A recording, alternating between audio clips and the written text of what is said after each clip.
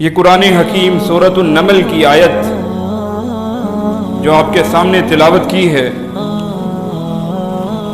یہاں مالک عز و جل نے سیدنا داؤد اور سلیمان علیہ السلام کا تذکرہ کیا ہے۔ مالک عز و جل کا ارشاد ہے کہ ہم نے داؤد اور سلیمان کو ہم نے علم سے نوازا تھا، اور اس کے ساتھ ان دونوں نے اس رب کی طرف سے دیے گئے علم پہ اللہ کی تعریفات اور اللہ کی حمد بیان کی، یعنی علم کی نعمت کو ان دونوں نے اپنے اوپر محسوس کیا اور ان دونوں نے اپنے علم کی نسبت اللہ کی طرف کر دی، اور انہوں نے اپنی زبان سے یہ بات نکالی کہ اللہ کا شکر ہے، تمام تعریفیں اس رب کی ہیں، اکیلے رب کی، جس نے ہمیں تمام دنیا پہ فضیلت عطا کی ہے، اور خاص طور پہ اپنے تمام جو مومن بندے ہیں ان میں سے بھی ہمیں چن لیا ہے۔ اور سلیمان علیہ السلام سیدنا داؤد علیہ السلام کے لختے جگر ہیں، اور انہوں نے اپنے والد کی وراثت کو سنبھالا ہے۔ اور اس کے بعد جب داؤد علیہ السلام دنیا سے چلے گئے تو سیدنا سلیمان علیہ السلام نے اپنے والد کی بادشاہت کو سنبھالا ہے، نبوت بھی ٹرانسفر ہو گئی ہے، نبوت منتقل ہو گئی اولاد کی طرف، اور سلیمان علیہ السلام جان نشین بن جاتے ہیں اور فرماتے ہیں یا ایھا الناس، اپنے سامنے جو بنی اسرائیل ہے اس سے مخاطب ہوتے ہیں اور فرماتے ہیں کہ اے لوگوں اس بات کو سن لو، علمنا منطق الطیر وَأُوتِينَا مِن كُلِّ شَيْءٍ، ہمیں اللہ نے ہر چیز عطا کی ہے، ہمیں اللہ نے تمام پرندوں کے جو ان کی زبانیں ہیں، ان کی بولیاں ہیں، ہمیں تمام جانداروں کی بولیاں اللہ نے سکھا دی ہیں۔ إِنَّ هَذَا لَهُوَ الْفَضْلُ الْمُبِينُ، یہ اللہ کا ہم پہ بڑا کھلم کھلا فضل ہے جو اس نے ہم پہ کیا ہے۔ یہاں سیدنا سلیمان علیہ السلام اور ملکہ سبا کا جو مشہور قصہ ہے، یہ قرآن کے اندر اللہ رب العزت نے نازل کیا ہے۔ یہ محض ایک کہانی نہیں ہے، یہ قرآن کا قصہ ہے، اور اس کے ایک ایک پہلو کے اندر زندگی گزارنے کے سلیقے ہیں، ہمارے لیے سبق ہے۔ اس کے ایک ایک پہلو میں اللہ رب العزت سے دعا کرتا ہوں کہ آپ کے سامنے جو اس کے اندر ہمارے لیے اسباق ہیں وہ آپ کے سامنے رکھنا چاہتا ہوں، اللہ مجھے توفیق عطا فرمائے۔ سب سے پہلا جو سبق ہے زبان سیکھنا، یہ اللہ کی بہت بڑی عنایت ہے۔ اگر زبان کا سیکھنا یہ نعمت نہ ہوتی، مالک عز و جل سیدنا سلیمان اور داؤد کی اس صفت کو قرآن میں ذکر نہ کرتے۔ جتنی بڑی آپ کی بادشاہت ہے اتنی زبانیں سیکھنا قرآن سے ثابت ہوتا ہے۔ قرآن اس بات کا درس دیتا ہے، کسی زبان کے سیکھنے پہ قرآن نے حدیث نے پابندی نہیں لگائی، لیکن شرط یہ ہے کہ جس زبان میں قرآن نازل ہوا ہے سب سے زیادہ حقدار وہ زبان ہے جس کو سیکھا جائے۔ بحیثیت مسلمان کوئی اس میں قید و بند نہیں ہے، ذرا سی سختی نہیں ہے، آپ جو مرضی زبان سیکھنا چاہتے ہیں سیکھ لیجئے، بلکہ یہ تو اللہ کا فضل ہے، بلکہ یہ زبانیں اللہ کی نشانیاں ہیں۔ سورۃ الروم کی آیت ہے وَمِنْ آیَاتِهِ خَلْقُ السَّمَاوَاتِ وَالْأَرْضِ وَاخْتِلَافُ أَلْسِنَتِكُمْ، مالک عز و جل کہتے ہیں جس طرح زمین و آسمان رب کی ربوبیت کی نشانی ہے، اسی طرح رب کی زبانیں، اتنی مختلف زبانیں، ایک اللہ تمام زبانوں کو سن سکتا ہے، سمجھ سکتا ہے، یہ رب کی توحید کی نشانی ہے۔ اور اس کے ساتھ واقعہ آگے بڑھتا ہے وَحُشِرَ لِسُلَيْمَانَ جُنُودُهُ مِنَ الْجِنِّ، جنات سلیمان علیہ السلام کے ساتھ موجود ہیں، انسان موجود ہیں، وَالطَّيْرُ، تمام پرندے ہیں، سایہ کیے ہوئے سیدنا سلیمان کے ساتھ چل رہے ہیں۔ ایک ایسا بادشاہ ہے جس کی رعایا میں صرف انسان نہیں ہے، जिन्नात भी हैं, चरिंद भी हैं, परिंद भी हैं, तमाम जानदार हैं, हैवानात हैं, हर एक की बोलियां अल्लाह ने उन्हें सिखलाई है। अब जा रहे हैं, लश्कर चल रहा है, सुलेमान अलैहिस्सलातु वस्सलाम सबसे आगे हैं और चलते जा रहे हैं। हत्ता इज़ा अतौ अला वादी नम्ल, चूंटियों की एक वादी आती है, चूंटियों का एक बिल आता है, वहां सारी चूंटियां रह रही हैं। अब चूंटी आपस में अपनी चूंटियों से एक बात करती है। कुरान की कोई आयत बिला मकसद नहीं है जिससे कोई जिंदगी गुजारने का सलीका और सबक न मिलता हो। चूंटी गुजर रही है और गुजरते हुए दूर से देखती है सुलेमान का लश्कर आ रहा है, और लश्कर कोई छोटा नहीं है, जिन्नात, इंसान और तमाम चरिंद परिंद उनके साथ हैं। चूंटी जब देखती है कि इतना बड़ा लश्कर आ रहा है तो कहने लगती है, क़ालत नमलतुन या अय्युहन नमलु उदखुलू मसाकिनकुम, ए बाकी चूंटियों अपनी बिलों के अंदर घुस जाओ, कहीं ऐसा ना हो कि सुलेमान का लश्कर आ रहा है। ला यहतिमन्नकुम सुलेमान व जुनूदहु, सुलेमान का लश्कर तुम्हें अपने पांव तले रोंद के चला ना जाए। अब चूंटियों को खबरदार कर दिया है। यहां से नसीहत क्या मिल रही है? कुल्लुकुम राइन व कुल्लुकुम मसऊलुन अन रइयतिही, तुम में से हर शख्स निगहबान है और जो जो चीजें उसकी निगहबानी में है, उसकी सरपरस्ती में है, उससे कयामत के दिन सवाल होने वाला है। जवाबदही का तसव्वुर है। एक चूंटी ने अपनी जान नहीं बचाई, नसीहत कयामत तक हमें क्या दे दी है। इंसान की सोच को इनफरादी नहीं होना चाहिए, इज्तिमाई सोचना चाहिए। सिर्फ अपनी जात का फायदा और मनफियत को सोच के जिंदगी बसर करना, कुरान इसके खिलाफ है। कुरान हमें नसीहत कर रहा है, जहां अपनी अच्छाई, अपनी बेहतरी का सोचते हैं, दूसरों की बेहतरी का सोचिए। चूंटी के जरिए अल्लाह रब्बुल इज्जत कुरान में नसीहत कर रहे हैं। चूंटी ने अपनी जान नहीं बचाई, सारी चूंटियों को खबरदार कर दिया, सुलेमान का लश्कर आ रहा है। इनफरादी सोच। इस्लाम तो इज्तिमाइयत का दर्स देता है, इज्तिमाइयत का दर्स देता है। और फिर अब चूंटी के अल्फाज सुनिए। इतना सा टुकड़ा है, अपने अंदर कितनी गहराई समोए हुए है। वहुम ला यशऊरून, चूंटी ये नहीं कहती कि सुलेमान अलैहिस्सलातु वस्सलाम जब लश्कर के साथ आएंगे जानबूझ के तुम्हें रोन के चले जाएंगे, बल्कि क्या कहती है, सुलेमान को पता नहीं चलेगा, हम तो इतनी सी हैं, उन्हें कैसे पता चलेगा कि हम उनके पांव के नीचे हम आके मर जाएंगे। वहुम ला यशऊरून, और उनको तो शऊर भी नहीं होगा। नसीहत क्या मिल रही है इस इतने से टुकड़े में? नसीहत क्या है? किसी के बारे में मनफी सोच न रखिए, मुस्बत सोचने पे कुरान आपको उभार रहा है। सैयदना उसामा बिन ज़ैद रज़ी अल्लाहु अन्हु ने एक शख्स को कत्ल कर दिया था, बड़ा मशहूर वाकया है। और आके नबी अलैहिस्सलातु वस्सलाम को बताया, अल्लाह के पैगंबर, मैंने बंदे को कत्ल कर दिया, मैंने कलमा पेश किया, मरते हुए खंजर के डर से मौत को देख के कलमा पढ़ लिया। नबी अलैहिस्सलातु वस्सलाम ने फरमाया, उसामा, क्या उसका दिल चीर लिया था? अगर क़यामत के दिन वो कलमा पढ़ते हुए रब की बारगाह में आ गया, तुम्हारा क्या बनेगा? तुम्हारा क्या बनेगा?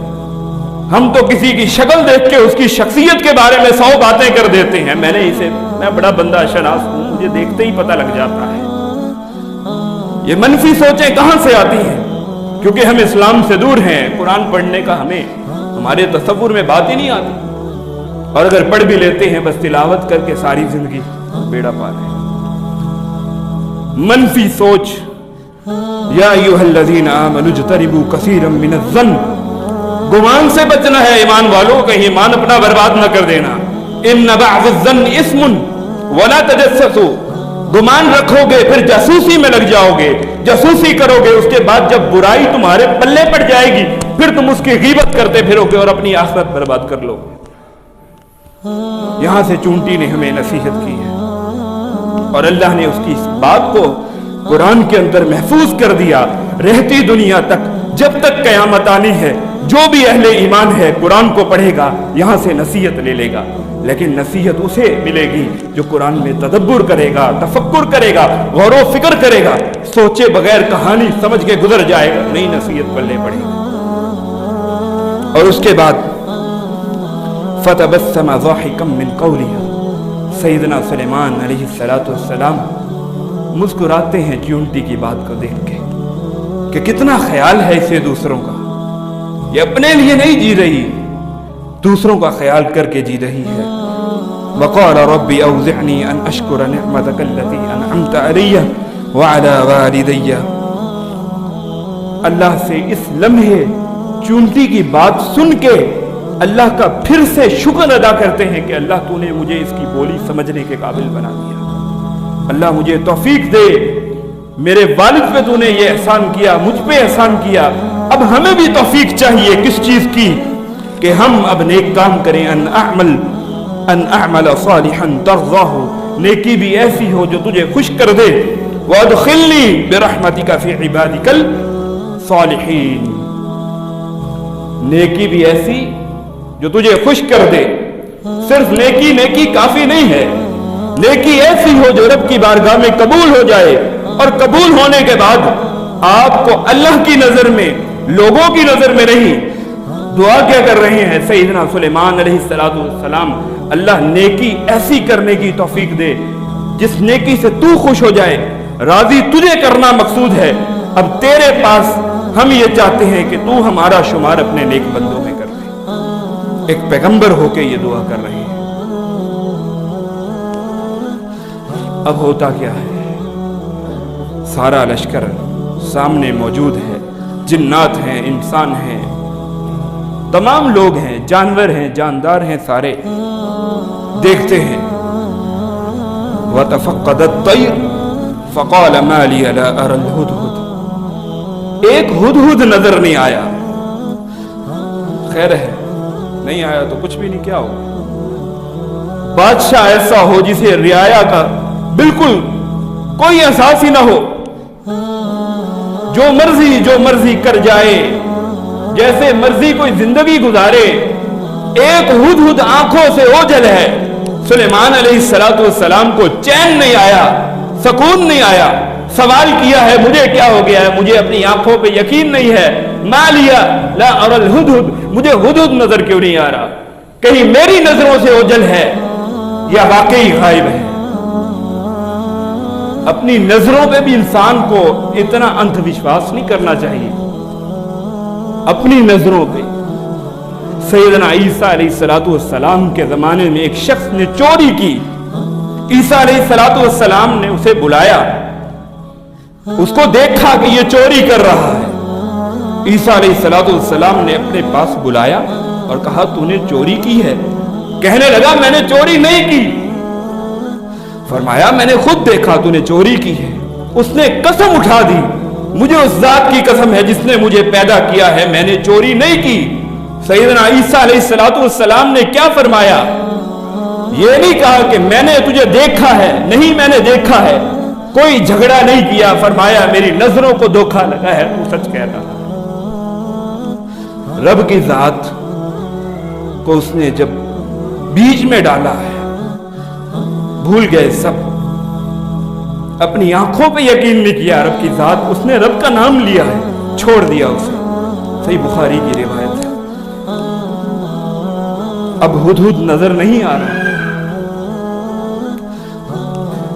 آج اگر مسجد میں امام مسجد نماز پڑھاتے ہیں، جتنے لوگ پیچھے مقتدی ہیں، امام مسجد ان کے بارے میں جواب دہ ہے، کل قیامت کے دن نبی علیہ السلام کی کہ نمازیوں میں سے ایک شخص غائب ہے، روایت میں اختلاف ہے، ایک روایت میں ہے عورت تھی اور ایک میں ہے کہ مرد تھا، اس کا کام کیا تھا؟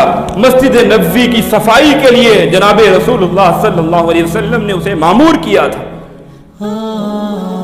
ایک دن نبی علیہ السلام نے صحابہ سے پوچھا کہ کچھ دن ہو گئے ہیں وہ شخص نظر نہیں آ رہا۔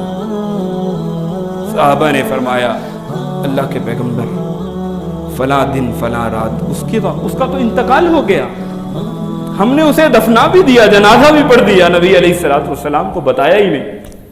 ہو سکتا ہے, این ممکن ہے, نبی علیہ الصلوۃ والسلام مدینہ سے باہر کہیں گئے ہوں. نبی علیہ الصلوۃ والسلام نے یہ نہیں فرمایا کہ تم نے تو مجھے نہیں بتایا, لیکن میں قبر میں سوال جواب کے لیے گیا تھا, میں نے وہاں اس سے ملاقات کر لی, بلکہ صحابہ سے پوچھا ہے دلونی علی قبری, مجھے لے کے جاؤ اس کی قبر پہ, میں نے جا کے زیارت کرنی ہے. دفنانے کے بعد جا کے اس کی قبر پہ دوبارہ سے جنازہ پڑا ہے. یہ جواب دہی کا تصور ہے کہ آپ کے نمازیوں میں سے, آپ کے محلے میں سے, آپ کے گرد و نواح میں آپ کا ساتھی آپ کی نظروں سے اوجھل ہو جائے تو آپ اس کے بارے میں خیر خبر بھی نہ رکھیں. یہ کون سا اسلام ہے؟ سیدنا سلیمان علیہ السلام نے ہدہد کا سوال کیا ہے کہ کدھر گیا ہے ہدہد, اگر میرے پاس آیا لَأُعَذِّبَنَّهُ عَذَابًا شَدِيدًا, میں نے اسے بڑا شدید, میں نے اس کے لیے سزا مقرر کی ہے, میرے پاس آئے تو صحیح, بڑا شدید عذاب دوں گا اسے. آج کہتے ہیں جی استاد کی کیا مجال ہے, شاگرد ہمارا بیٹا ہے اس کو ڈانٹ دے. سیدنا سلیمان علیہ السلام کے الفاظ تو سنیے, اَوْ لَأَذْبَحَنَّهُ, میں تو اسے ذبح کر دوں گا. کتنی شدت ہے الفاظ میں, غصہ کتنا ہے. اگر آج شاگرد کے ساتھ استاد غصے سے بات کر لے, اگلے دن شاگرد غائب ہو جاتا ہے اور اپنے والدین کو لے کے آ جاتا ہے کہ اس استاد نے مجھے ڈانٹا ہے. یہ کون سا اسلام ہے؟ نبی علیہ الصلوۃ والسلام کی بخاری میں حدیث ہے, حدیثیں لکھی کی لکھی رہ گئی ہیں. نبی علیہ الصلوۃ والسلام نے فرمایا اللہ کی حدود میں زنا کرتا ہے اس کی حد ہے, چوری کرتا ہے اس کی حد ہے, لیکن حدود کے سوا اگر کسی کو سزا دینی ہو 10 ڈنڈوں سے زیادہ کسی کو نہ مارے کوئی. جائز ہے تو حدیث ہے نا. پھر وہ حدیث کہاں ہے؟ سنن نبی داؤد میں, مروا اولادکم بالصلاۃ, جب آپ کی اولاد 7 سال کو پہنچ جائے نماز کا حکم دینا ہے. 10 سال کی ہو کے بھی نہ پڑھے پھر کیا کرنا ہے؟ کوئی نہیں, خیر ہے, بچہ ہے, سویا ہے, بن جائے گی عادت. اس کو مار کے پڑھانی ہے. یہ مار نہیں پیار کا نعرہ کس نے لگایا ہے؟ ہمارا المیہ یہ ہے کہ ہم قرآن و حدیث سے دن بدن دور ہوتے چلے جا رہے ہیں. اب آپ کے ذہن میں اگر سوال آئے کہ سلیمان علیہ السلام اور ہدہد میں استاد شاگرد کا رشتہ نہیں ہے, لیکن آپ اس سے یہ مسئلہ کیسے اخذ کر سکتے ہیں؟ اگر استاد, اگرچہ استاد اور شاگرد کا رشتہ نہیں بھی ہے, ایک جواب دہی کا تصور تو ہے یا نہیں ہے؟ ذرا سوچئے گا. سلیمان علیہ السلام یہ الفاظ کہتے ہیں اگر میرے پاس آیا میں اسے سزا دوں گا, نہیں تو اسے ذبح کر دوں گا. لیکن تیسری بھی صورت ہے, او لیأتینی بسلطان مبین, میرے پاس کوئی واضح اپنا عذر پیش کرے, دلیل لائے, میں اس لیے غائب ہوں, میں اسی لیے آپ کی محفل سے میں ذرا چھٹی پہ گیا تھا, یہ مجبوری ہو گئی مجھے. یہاں ہمیں نصیحت کیا کی جا رہی ہے, کسی کا عذر سن بھی لیا کریں. کسی نے آپ کے کان بھر دیے ہیں, آپ اگلے بندے کی بات سننے کے لیے تیار نہیں ہیں, بغیر کسی صفائی کے پیش کرنے کے آپ اس کے خلاف کوئی بھی حکم صادر کر دیں, اس کی کوئی آپ کے پاس اجازت نہیں ہے. آپ کو دوسری پارٹی کا بھی سوال, اس کا سننے کا حق ہے, اس کا حق ادا کیجئے, اس سے صفائی لیجئے کہ مجبوری کیا بنی, آپ نے یہ کیوں کیا ہے. ہدہد آ جاتا ہے. اب دور سے اڑتا ہوا ہدہد آیا ہے اور آگے کہنے کیا لگتا ہے, فقال احطت بما لم تحط به, اے سلیمان علیہ السلام, میں ایک ایسی خبر لے کے آیا ہوں جس کی خبر آپ کے پاس بھی نہیں ہے. سلیمان علیہ السلام نے یہ نہیں کہا, اتنی بڑی گستاخی کر دی ہے, پیغمبر کو کہتے ہو کہ علم غیب نہیں رکھتا, یہ نہیں کہا. فرمایا کہ کیا خبر ہے؟ خبر بتاتا ہے, انی وجدت امرأة تملکہم وأوتیت من کل شیء ولہا عرش عظیم. میں ایک قریب کے ایک علاقے سبا سے اڑتا ہوا آ رہا ہوں, میں نے وہاں دیکھا ہے کہ ایک عورت ہے, لوگوں پہ حکمرانی کر رہی ہے, اور اس کے پاس اس کا ایک بہت بڑا عرش ہے, اس کا تخت ہے, لوگ اس کی رعایا ہیں, اور کیا ہے, وجدتها وقومها يسجدون للشمس, میں نے دیکھا ہے کہ وہ بھی اور اس کی قوم بھی اللہ کو چھوڑ کے سورج کی پجاری ہے, سورج کی عبادت ہو رہی ہے. اور اس کی وجہ کیا ہے, وَزَيَّنَ لَهُمُ الشَّيْطَانُ أَعْمَالَهُمْ, شیطان نے انہیں ان کا یہ کام مزین کر کے دکھا دیا ہے. شیطان نے ان کے دل میں یہ بات ڈالی ہے کہ یہ اتنا بڑا ہے, یہی تمہارا رب ہے. ساری زندگی کا دار و مدار سورج پہ ہے, سورج ایک دن نہ نکلے سارے پودے ختم ہو جائیں, سب کچھ ختم ہو جائے. شیطان نے ان کے دل میں یہ بات ڈالی ہے اور اب اس کی عبادت میں لگ چکے ہیں. سیدنا سلیمان علیہ السلام, اب ہدہد نے ہمیں عقیدہ یہ دیا ہے کہ پیغمبر بھی وہ جو بادشاہ بھی ہو, تمام رعایا میں اس کے جنات بھی ہوں, چرند بھی ہو, پرند بھی ہو, لیکن علم غیب یہ صفت اللہ کی ہے اور کسی کے پاس نہیں ہے. اور آ کے اس نے یہی کہا ہے کہ اس خبر کا آپ کو بھی علم نہیں ہے جو میں آپ کے پاس لایا ہوں. اور خبر سن لینے کے بعد فوراً سے اس کی بات پہ یقین نہیں کیا. فرمایا کیا ہے, سننظر اصدقت ام کنت من الکاذبین, صبر کیجئے, ہم تسلی کرتے ہیں کہ آپ سچ بول رہے ہو یا جھوٹ بول رہے ہو. ہدہد سے یہ فرمایا ہے. خبر سنتے ہی فوراً سے مان لینا, ایسا ہرگز نہیں ہے. ہر چیز کی دلیل ضروری ہے, ہر چیز پہ یقین کرنے سے پہلے اس کی تفتیش ضروری ہے. کھول کے دیکھیے, معاملات کو سلجھانے کی کوشش کیجئے. کسی ایک کی بات سن کے فوراً یقین کر لینا اسلام اس کی اجازت نہیں دیتا. اور پھر جو ہدہد ہے وہ اپنی عقل سے بات کرتا ہے. اللہ یسجدوا للہ الذی یخرج الخبء فی السماوات والارض. ہدہد کا مدار, علم کا مدار اس کا دانا ہے جسے وہ چک کے اپنا پیٹ بھرتا ہے. اس نے اپنی جو اس کا مشاہدہ ہے اپنی عقل کے مطابق بات کی ہے کہ یہ لوگ اس رب کی عبادت کیوں نہیں کرتے جو دانے کو پھاڑتا ہے زمین و آسمان کے اندر. اس دانے کے اوپر بھی اختیار اللہ کا ہے. انسان جس مدار سے تعلق رکھتا ہے, جو اس کا میدان ہے, جس کا اس کے پاس علم ہے, اسی کے بارے میں بات کرنی چاہیے. اذا جاءکم فاسق بنبأ فتبینوا, جب کوئی فاسق کوئی خبر لے کے آئے, قرآن کی نصیحت یہ ہے کہ اس بات کی جانچ پڑتال کرنی ہے, تفتیش کرنی ہے, تحقیق کرنی ہے. سیدنا سلیمان علیہ السلام ایک خط لکھتے ہیں اور ہدہد کو کہتے ہیں کہ جاؤ جہاں سے اڑ کے آئے ہو, یہ خط وہاں جا کے اس ملکہ کے دربار میں ڈال دینا اور دیکھنا پھر وہ کیا کرتی ہے. فانظر ماذا یرجعون. ہدہد سیدنا سلیمان علیہ السلام کا خط لے کے اڑتا ہے اور جا کے ملکہ کے دربار میں جاتا ہے, خط ڈالتا ہے اور وہاں سے پلٹ آتا ہے, ذرا پیچھے ہو جاتا ہے. سیدنا سلیمان علیہ السلام نے اسے نصیحت یہ کی تھی, جب خط ڈال دینا, اذهب بکتابی ھذا فألقہ الیہم ثم تول عنہم فانظر ماذا یرجعون. خط ڈال کے اس کو جھانکنا نہیں ہے بلکہ کنارہ کشی اختیار کر لینی ہے, سائیڈ پہ ہو جانا ہے. سیدنا سلیمان اور ہدہد کے اس قصے میں اس ایک پہلو میں ہمارے لیے نصیحت کیا ہے. کسی کے گھر کسی کے دروازے پہ آپ جائیں, دروازہ کھٹکا کے سامنے کھڑے نہیں ہوا کرتے. گھر کے اندر کوئی نامحرم عورت اگر باہر نکل آئے یا دروازے میں آپ کو دیکھ لے یا آپ کی نظر اس پہ پڑ لے, اجازت کا تصور دین نے اس لیے دیا ہے دروازہ کھٹکانے کا, دستک دینی ہے. اگر 3 دفعہ جواب نہیں آتا گھر سے واپس پلٹ جانا ہے, گھر کے سامنے کھڑے نہیں ہونا. حیا کا درس ہے.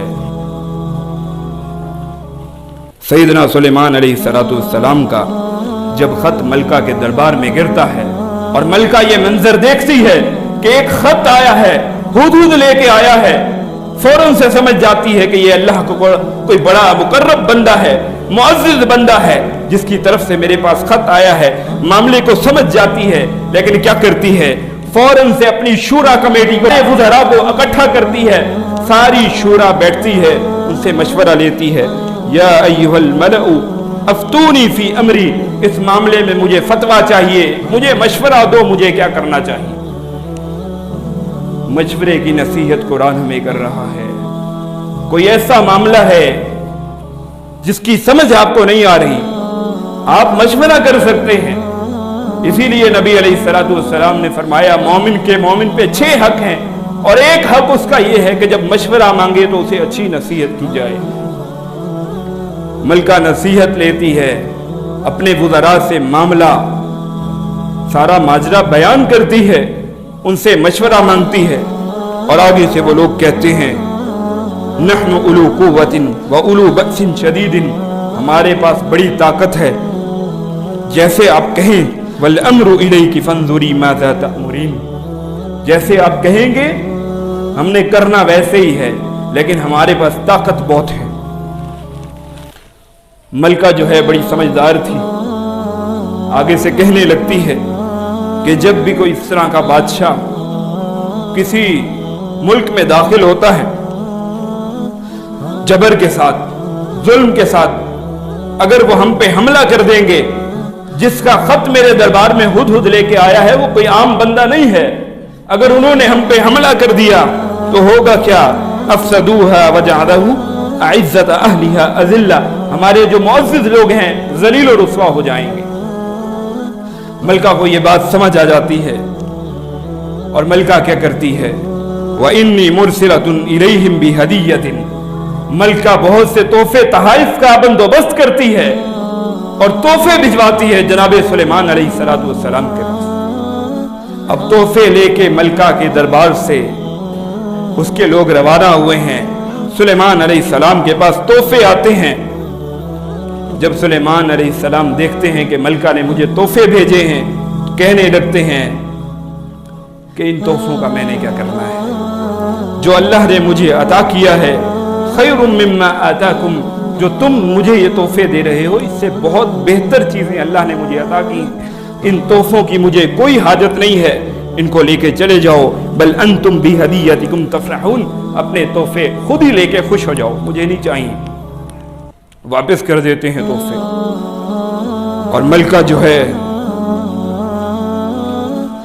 उसकी समझ में बात आ जाती है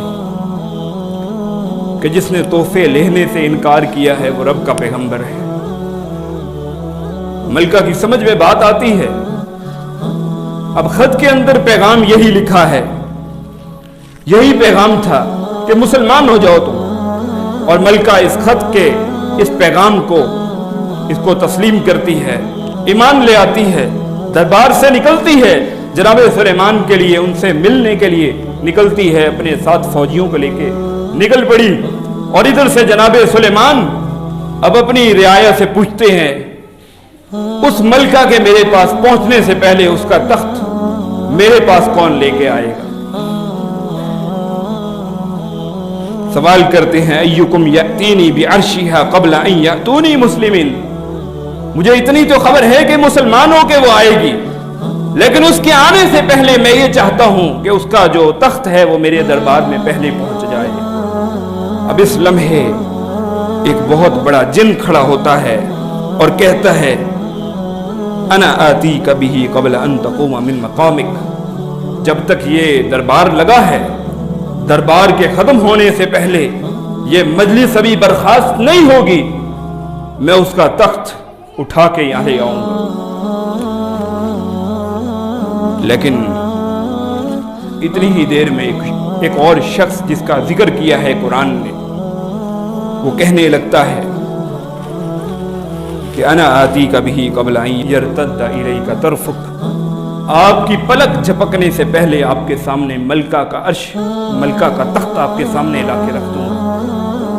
अब यहां بہت سے لوگوں کو بڑی خوشی ہوتی ہے جب وہ یہ آیت پڑھتے ہیں، کہتے ہیں کہ اللہ کا بہت پہنچا ہوا کوئی بزرگ تھا، جتنا بھی پہنچا ہوا تھا اس کی شان جناب سلیمان سے بڑھ کے نہیں ہے۔ ایک بات کو ذہن میں رکھیے گا، جتنا بڑا بھی ولی یا بزرگ تھا، جس نے سیدنا سلیمان کی پلک جھپکنے سے پہلے اتنا بڑا دعویٰ کیا کہ وہاں سے میں اس کا تخت اٹھا کے آپ کے سامنے رکھ دوں گا، جتنا بڑا بھی وہ شخص تھا سیدنا سلیمان سے بڑھ کے نہیں تھا۔ ایک چیز کو ذہن میں بٹھائیے۔ دوسری بات، قرآن نے واضح نہیں کیا کہ وہ بھی اسی طرح کا ایک جن تھا، فرشتہ تھا یا انسان تھا۔ جس چیز کو قرآن نے واضح نہیں کیا اس کو دلیل بنا کے آپ اولیاء کی ولایت کو کیسے ثابت کرتے ہیں؟ ولیوں کا انکار نہیں ہے، ولیوں کا انکار نہیں ہے، ولیوں کی کرامت بھی ہم ماننے کو تیار ہیں، لیکن جہاں قرآن خاموش ہے، قرآن نے واضح نہیں کیا، صرف اتنا کہا ہے، صرف اتنا کہا ہے الذی عندہ علم من الکتاب، وہ کتاب کا عالم تھا۔ وہ کتاب کون سی ہے؟ تورات ہے یا زبور ہے؟ انجیل تو نازل بعد میں ہوئی ہے۔ اگر تورات بھی ہے پھر بھی وہ کوئی فرشتہ بھی ہو سکتا ہے، جناب جبرائیل بھی ہو سکتے ہیں۔ قرآن نے واضح ہی نہیں کیا۔ واضح کیوں نہیں کیا؟ کیونکہ اسی قرآن کے ذریعے اللہ بہتوں کو گمراہ بھی تو کرتا ہے۔ قرآن کی آیت ہے سورۃ البقرہ کے اندر، یہدی بہ کثیرون، بہت سے لوگ اس قرآن سے ہدایت پاتے ہیں، بہت سے اسی چیز میں لگ جاتے ہیں کہ واہ ولی کی کیا کرامت ہے۔ ولی کی کرامت ہے، واقعی تخت آ گیا، لیکن قرآن نے واضح نہیں کیا یہ اللہ کا پیغمبر بھی ہو سکتا ہے، یہ اللہ کا فرشتہ بھی ہو سکتا ہے، یہ اللہ کی طرف سے کوئی جن بھی ہو سکتا ہے، اور اگر انسان بھی ہو جائے جناب سلیمان سے بڑھ کے اس کا رتبہ نہیں ہو سکتا۔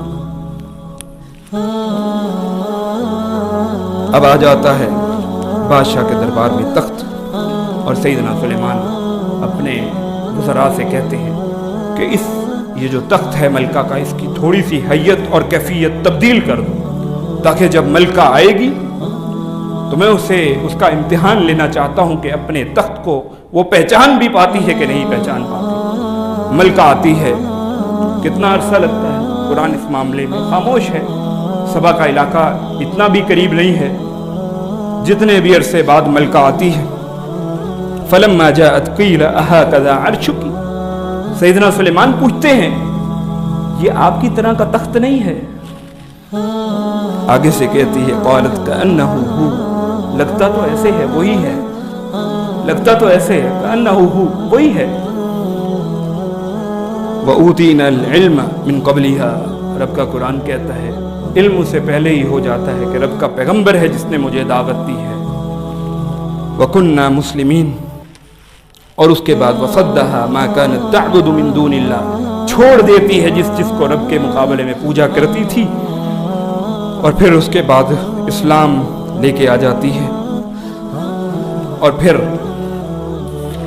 یہاں قرآن حکیم کا یہ واقعہ مکمل ہو جاتا ہے، ملکہ مسلمان ہو جاتی ہے۔ جناب سلیمان علیہ السلام اسے اپنے محل کی سیر کراتے ہیں، اور محل بھی کیسا ہے؟ شیشے کا محل ہے۔ ملکہ داخل ہونے لگتی ہے، سمجھتی ہے اندر پانی ہے، اپنی چادر کو اوپر کرتی ہے کہ میرے پاؤں گیلے نہ ہو جائیں، کپڑے گیلے نہ ہو جائیں۔ اگرچہ کافر تھی، حیا نہیں مری تھی، جسم لپٹا ہوا، حیا کا درس ہے۔ جناب سلیمان اسے بتاتے ہیں کہ یہ پانی نہیں ہے، یہ تو شیشے کا محل ہے، ایسے چمک رہا ہے جیسے پانی ہے لیکن حقیقت میں پانی نہیں ہے۔ اور اس کے بعد اسرائیلی روایتوں میں ملتا ہے، اس کے بارے میں ہمارے پاس کوئی واضح دلیل نہیں ہے، اسرائیلیات میں اور بعض مفسرین نے اس کا ذکر کیا ہے کہ جناب سلیمان علیہ السلام اس عورت سے ملکہ سے شادی کر لیتے ہیں، لیکن اس کی واضح دلیل ہمارے پاس نہیں ہے۔ اس واقعے سے کتنی نصیحتیں تھیں، جس قدر ہو سکا آپ کے سامنے رکھی ہیں۔ اللہ رب العزت سے دعا ہے سب سے پہلے مجھے اور پھر آپ کو ان تمام نصیحتوں پہ ہمیں عمل کرنے کی توفیق عطا فرمائے۔